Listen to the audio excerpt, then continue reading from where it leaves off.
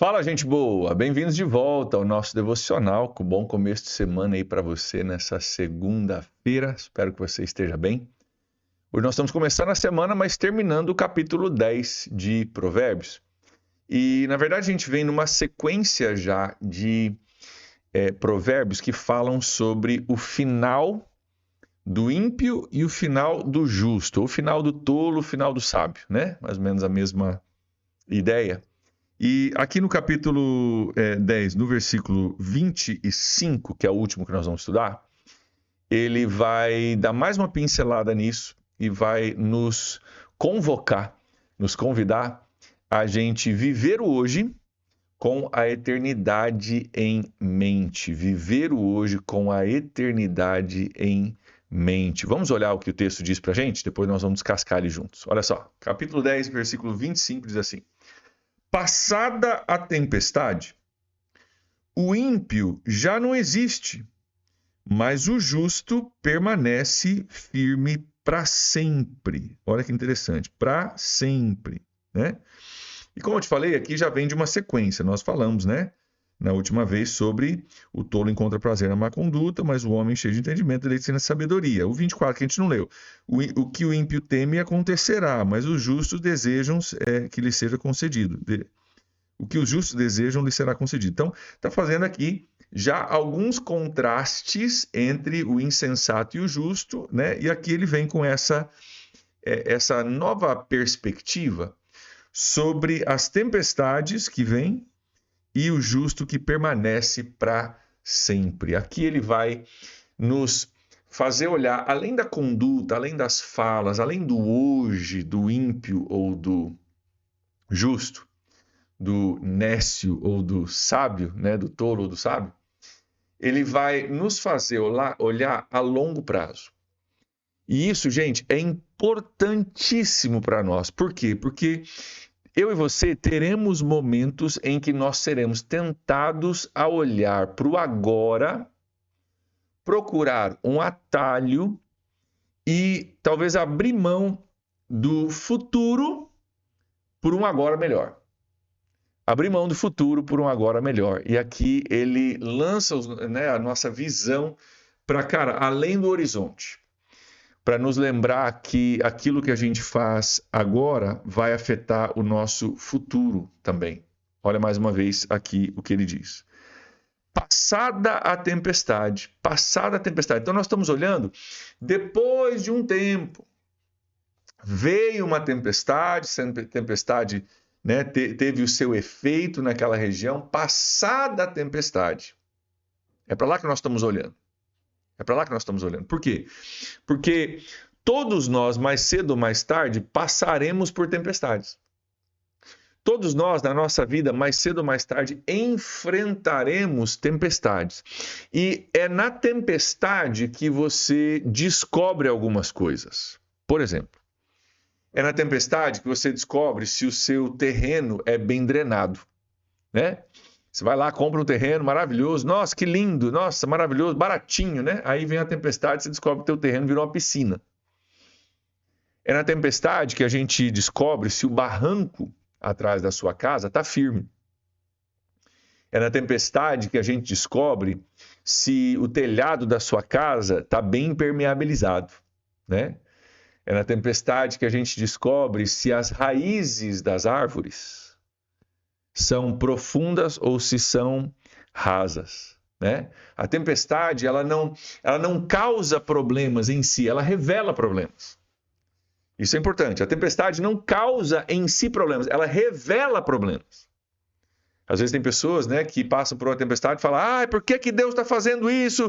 Né, eu não durmo à noite, eu estou complicado, eu não sei o que, e Deus está fazendo alguma coisa e Deus está acabando comigo e a culpa é de Deus, e se Deus só trouxesse a bonança, se Deus só fizesse passar a tempestade, talvez Deus está usando a tempestade para revelar para mim e para você que a nossa estrutura não está tão forte quanto ela poderia ser, que as nossas raízes não são tão profundas. E às vezes a gente quer culpar a tempestade como se ela causou o problema. Na verdade, a tempestade ela só revela o problema. Se o meu telhado tem vazamentos, a tempestade vai revelar isso. Num dia de sol você não vai perceber, mas no dia da tempestade você vai perceber isso. E não é a tempestade que causou o vazamento, o buraco na telha. A tempestade só revelou aquilo que já estava ali. E queridos, às vezes Deus usa tempestades nas nossas vidas. Esquece aquela ideia de um Deus que vai fazer com que sua vida seja toda favorável, né? O trabalho de Deus é fazer com que a minha vida seja um mar de rosas. Cara, você errou o endereço. Não sei que Bíblia que você leu aí, mas não é essa a Bíblia que a gente lê. O trabalho de Deus, claro que Deus protege, claro que Deus cuida, claro que Deus abençoa, claro que Deus ama. Não estou negando isso. Mas um Deus que verdadeiramente ama, às vezes vai deixar uma tempestade vir para revelar o buraco no seu telhado. Para revelar que as raízes não estão legais. Ele vai usar a tempestade para você enxergar o que ele já sabe, para daí então poder trabalhar na sua estrutura, consertar o que está quebrado e fazer de você uma pessoa melhor. Então, aqui diz, passada a tempestade, porque as tempestades virão, e nós estamos olhando agora além da tempestade. Estamos olhando para o hoje aqui, estamos olhando para as tempestades que virão e para além das tempestades para ver o que sobra. Olha aqui o que diz o texto. O ímpio já não existe. O camarada que era o bonzão. O camarada que era o cara que fazia e desfazia, mandava e desmandava, dava risada da vida e se achava acima de todas as leis e todas as coisas que se aplicam para os outros e não para ele. Né? O cara que se achava acima da lei, acima dos outros, agora já não existe mais. Por quê? Porque a tempestade revelou que não tinha raiz. Né? A tempestade aqui a gente pode pensar nela como um tornado, tá? Um tornado. E eu já tive o privilégio e a dor de ver tornados lá nos Estados Unidos. Cara, um negócio assim, devastador. Devastador, né? E o que não tem raiz, o que não tem fundamento, não fica, dependendo da força do tornado, né? Não fica. Então a tempestade, ela revelou o seguinte, a tempestade passou, com a força do vento, você foi procurar, cadê o ímpio? Sumiu. Você vai, depois de um tornado, você vê casa que não existe mais, árvore que não existe mais, carro que não está mais na rua, poste já era, né? E você vai procurar o ímpio e fala, cara, foi embora. Por quê? Porque não tinha raiz, não tinha fundamento, não estava preparado para aquilo. Não estava preparado para aquilo. Então, era o bonzão que falava e fazia e mexia e podia e era o cara. Mas na hora que a tempestade bate, não tem fundamento e após a tempestade ele não existe mais. Olha aqui o contraste com o justo. Mas o justo permanece, só que já tem, é importante, permanece, não só permanece firme e permanece para sempre. Cara, ele permanece firme, a gente poderia dizer ali, ileso, né? E permanece para sempre. O que o autor está fazendo com a gente aqui? Está nos incentivando a gente olhar para a eternidade. Porque, como nós falamos no começo, terão momentos na sua vida e na minha vida em que a gente vai ser muito tentado a achar um atalho, sabe? A resolver um problema de uma forma mais fácil. A gente cortar caminho, né? Para chegar num nível mais rápido. E o problema é que quando a gente corta caminho, a gente até pode chegar, mas chega sem a estrutura, sem o conhecimento necessário para a gente aguentar aquilo ali, né?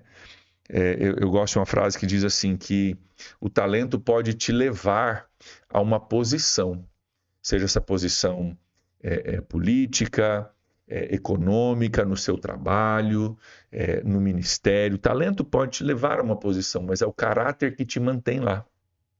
O talento pode te levar a uma posição, mas é o caráter que te mantém lá.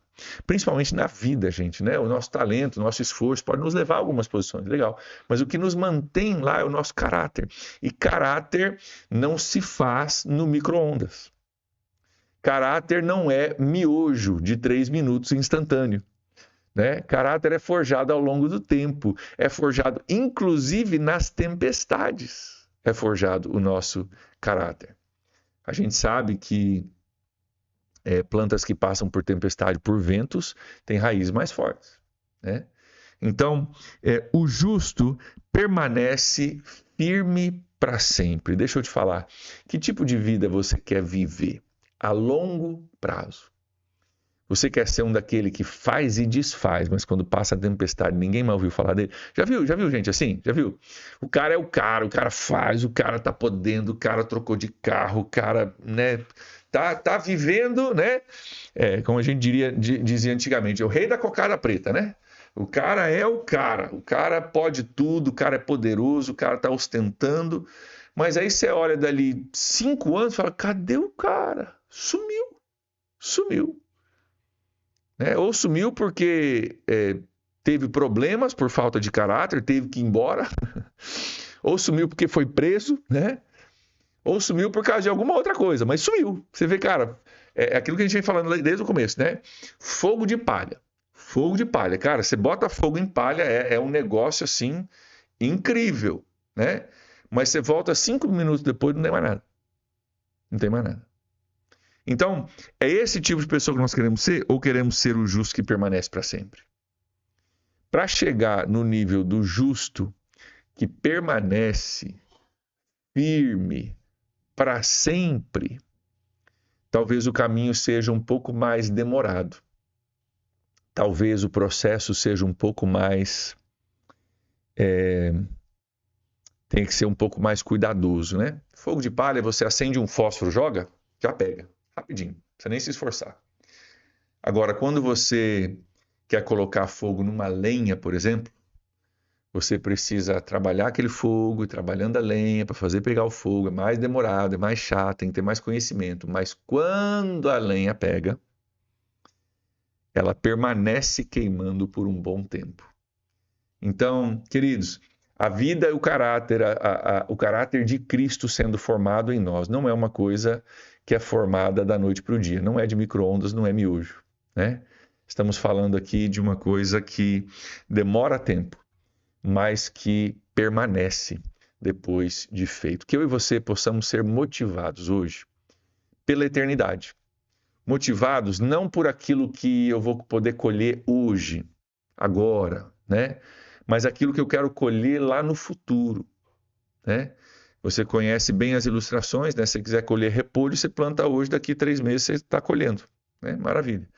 Se você quer colher uma tâmara, que não é muito comum no Brasil, né? Mas é usado como exemplo, se não me engano, se não me falha a memória, são 80 anos depois de plantada a árvore para você poder colher os primeiros frutos, né? Mas tem tamareira também no Oriente Médio que está lá há muitos e muitos anos produzindo fruto. Jesus falou em João capítulo 15 que ele quer que nós produzamos fruto e fruto que permaneça. João capítulo 15. Produzimos fruto e fruto que permaneça. Não é um fogo de palha, não é uma coisa, né, da noite para o dia. É uma coisa que permaneça. E isso requer de nós que a gente a gente viva a nossa vida com vistas à eternidade. A gente viva a nossa vida pensando a longo prazo, entendendo que não existem atalhos, existe um caminho. Esse caminho é o caminho de Jesus, é o caminho da sabedoria, é o caminho de Deus, de quebrantamento, de humildade, de serviço, de amor, de ser transformado, de passar por tempestades também, mas que no final nos ajuda a ser um justo que permanece firme para sempre. Que a sua vida, em nome de Jesus, seja uma vida que pessoas possam ver você permanecendo firme para sempre. Amém? Vamos orar por isso? Pai, nessa manhã nós colocamos diante do Senhor nossas vidas, Deus, e reconhecemos que essas realidades são muito reais e a gente muitas vezes é tentado a buscar atalhos. Mas, Deus, todos nós queremos uma vida que faz sentido, uma vida que deixa um legado, uma vida que continua impactando pessoas depois que a gente já tiver ido para a Tua presença. Deus, nós reconhecemos que é isso que a gente quer. Então nos ajuda, Deus, a construir no teu passo, nos ajuda a construir, ó Deus, com seriedade, com paciência, com persistência. E eu oro, Deus, sobre a vida dos meus irmãos, que cada um de nós aqui seja um justo que permanece firme para sempre. Que a nossa vida, Deus, possa refletir o tipo de pessoa, o tipo de caráter necessário para podermos passar pelas tempestades e permanecermos ilesos. Nós oramos assim, gratos, em nome de Jesus. Amém. Amém, gente. Que Deus abençoe vocês aí. Um grande abraço. Nos vemos na próxima. Até lá. Tchau, tchau.